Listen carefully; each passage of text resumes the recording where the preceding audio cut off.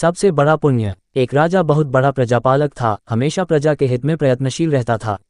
वह इतना कर्मठ था कि अपना सुख ऐशो आराम सब छोड़कर सारा समय जनकल्याण में ही लगा देता था।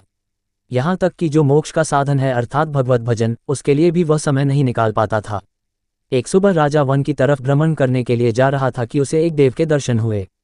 राजा ने देव को प्रणाम करते हुए उनका अभिनंदन किया और देव के हाथों में एक लंबी चौड़ी पुस्तक देखकर उनसे पूछा, महाराज आपके हाथ में यह क्या है?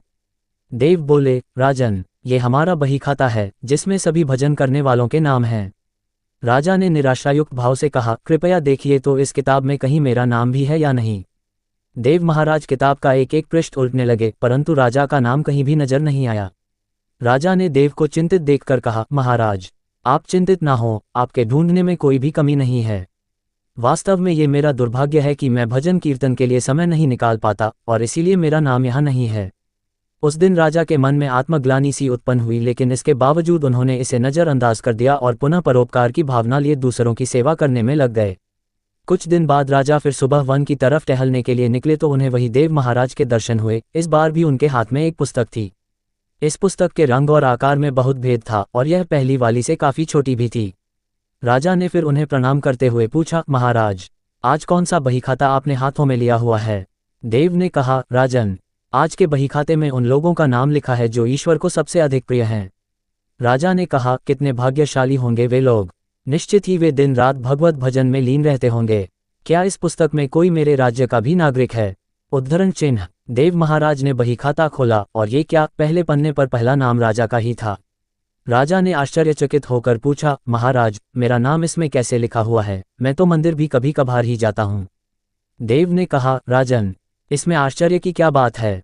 जो लोग निष्काम होकर संसार की सेवा करते हैं, जो लोग संसार के उपकार में अपना जीवन अर्पण करते हैं, जो लोग मुक्ति का लोभ भी त्याग कर प्रभु के निर्बल संतानों की सेवा सहायता में अपना योगदान देते हैं, उन त्यागी महापुरुषों का भजन स्वयं ईश्वर करता है। ऐ राजन, तू मत पछता कि तू पूजा पाठ नहीं करता, लोगों की सेवा कर, तू असल में भगवान की ही पूजा करता है। परोपकार और निस्वार्थ लोक सेवा किसी भी उपासना से बढ़कर हैं। देव ने वेदों का उदाहरण देते हुए कहा, कुर्वन्नेवे कर्माणि जिजीविषेच्छः समाहेवान्त्वापनान्यतो अस्ति व कर्म लिप्यते नरे।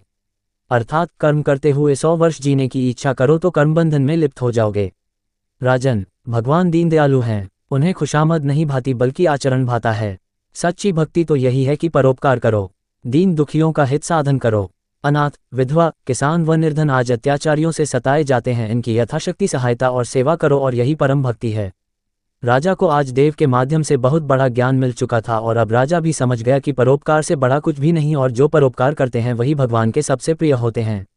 मित्रों, जो व्यक्ति निस्वार्थ भाव से लोगों की सेवा करने के लिए आगे आते हैं, परमात्मा हर समय उनके कल्याण के लिए यत्न करता है।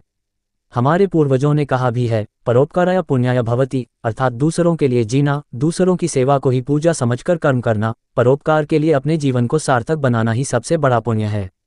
और जब आप भी ऐसा करेंगे तो स्वतः ही आप वही ईश्वर के प्रिय भक्तों में शामिल हो जाएंगे। कैसी लगी वीडियो कमेंट बॉक्स में कमेंट करें, लाइक सब्सक्राइब और शेयर करके लाखों करोड़ों लोगों का उत्साह बढ़ाइए। बेल आइकॉन प्रेस करें। आपके अपने motivational speaker mister Amit Kumar गोला। दिल की गहराइयों से प्यार भरा बहुत बहुत धन्यवाद।